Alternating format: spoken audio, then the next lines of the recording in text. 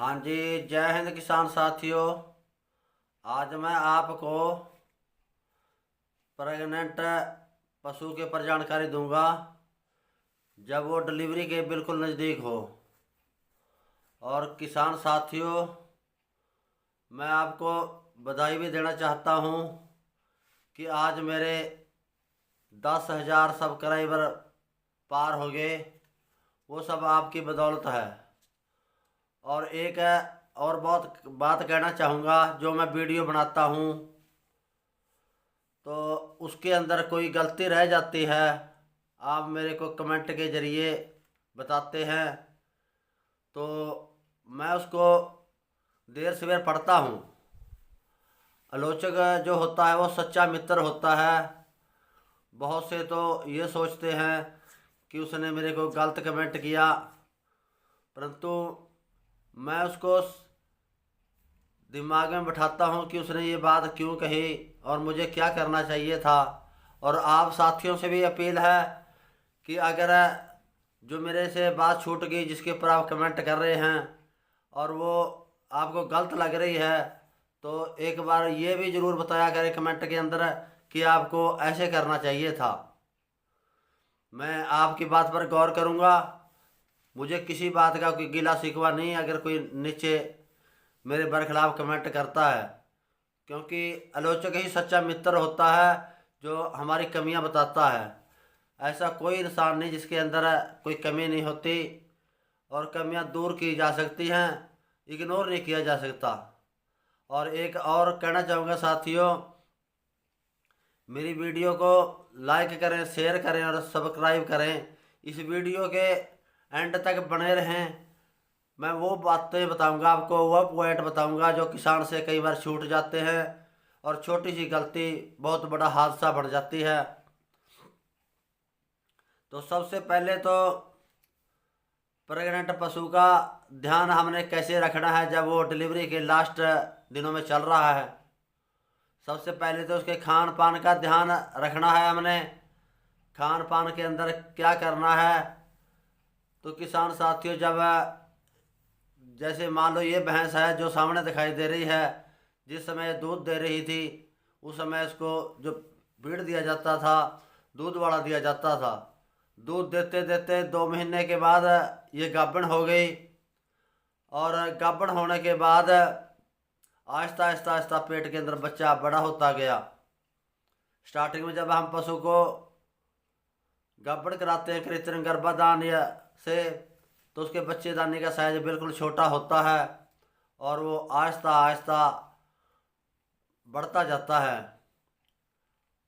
उसके लिए हमने अलग से तो कोई प्लाट नहीं काट के दिया बच्चे के लिए। जैसे बच्चे का साइज बढ़ेगा वैसे वो माँ के पेट को खाने वाले को छोटा करेगा। जब 7वें 8वें महीने में प्रेगनेंसी चली जाती है तो रूमन का साइज है, जो खाने वाला खाना है, रूमन का साइज आहिस्ता आहिस्ता कम होता जाता है और पशु के खाने की कैपेसिटी बहुत कम हो जाती है। परंतु उस समय वो दूध भी दे रहा होता है और उसने बच्चे की भी तैयारी करनी है पेट के अंदर। उस समय उसको बहुत बढ़िया खाना चाहिए।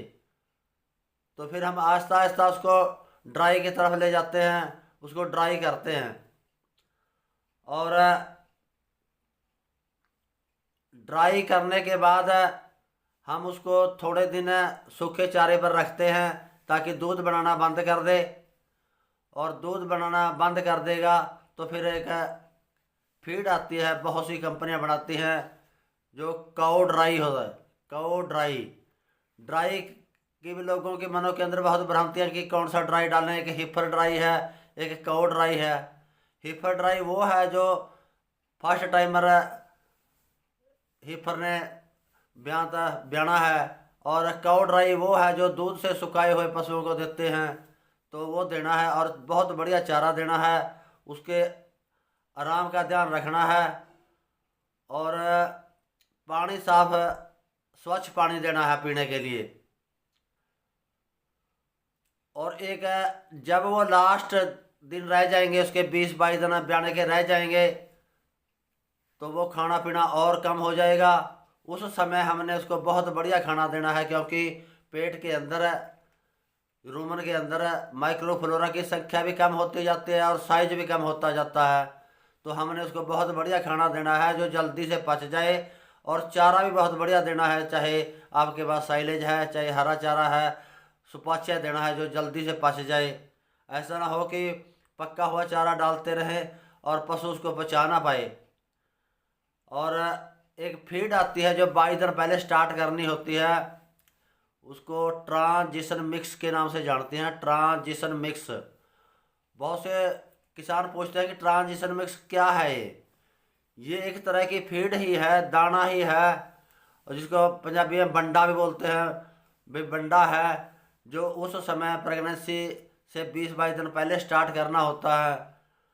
बड़े फार्मों वाले तो वो अपना बनवा लेते हैं, परंतु छोटा किसान नहीं बना सकता।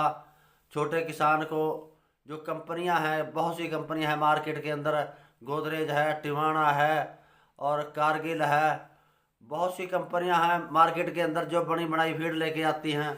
आप उनसे खरीद कर उसको डालना स्टार्ट करिए। फिर बहुत से पूछते हैं कि कितनी डोज डालें। अलग अलग कंपनी की अलग अलग डोज है, किसी की कंपनी की 3 किलो है, किसी कंपनी की 4 किलो है। जिससे आप लेके आएंगे आपको इसके बारे में गाइड करेगा।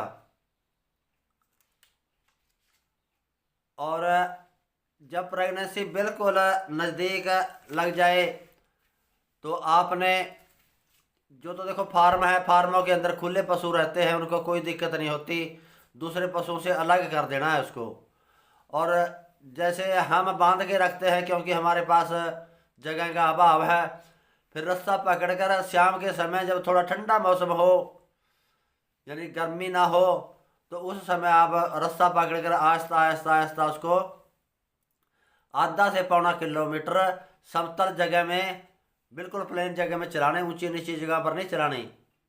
आपने उसको रस्सा पकड़कर चलानी है ताकि उसकी बॉडी मूवमेंट में रहे और अंदर बच्चा भी हिल डुल करता रहे। तो ये छोटी छोटी बातें होते हैं किसान साथियों, कई बार किसान अनदेखी कर देता है और फिर उसका रिजल्ट किसान को बहुत मुश्किल हो जाता है भुगतना, क्योंकि छोटी सी चूक ही बहुत बड़ी गलती बन जाती है। और जब आखिरी के 2 या 3 दिन होते हैं, आप वहाँ पर दिन रात निगरानी रखनी पड़ेगी कि कभी भी आपका पशु डिलीवरी कर सकता है। कई बार हम सोच भी नहीं सकते कि आज रात को हमारा पशु डिलीवरी करेगा, और कर जाता है। फिर बच्चा रात को निकल कर दूसरे पशुओं के नीचे चला जाता है, रात भर घूमता रहता है। और फिर भैंस के नज़दीक हम सुबह लेके आते हैं, भैंस उसको लगाती नहीं। तो इसी को कहते हैं बच्चा भूलना, क्योंकि हर स्टेप की अहमियत है। किसान साथियों, वीडियो के एंड के अंदर मैं आपको वही बता रहा हूँ कि किसान साथियों, आपने मेरी वीडियो को लाइक करना, शेयर करना, सब्सक्राइब करना, और ये छोटी छोटी बातें जो मैंने बताई उनका ध्यान रखना। जय हिंद जी।